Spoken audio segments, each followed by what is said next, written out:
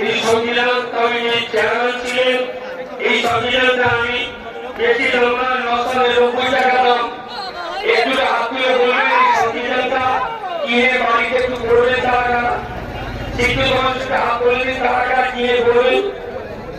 হিন্দু মুসলমান যারা আছেন প্রত্যেকটা বাড়িতে ভারতবাসী হিসাবে প্রত্যেক বাড়িতে যেমন কোরআন থাকা জরুরি, দেশের নাগরিক হিসাবে একটা করে সংবিধান বাড়িতে রাখা অত্যন্ত জরুরি। সমস্ত হিন্দু মুসলমান শিখেছে বাইরে বলছি, আপনারা মেহরবানি করে সংবিধানটা কিনে একটা প্রয়োজন আছে, সংবিধানটা কিনুন, বাড়িতে পড়ুন, তাহলে বুঝবেন আরএসএস ষড়যন্ত্র কত ভয়ঙ্কর।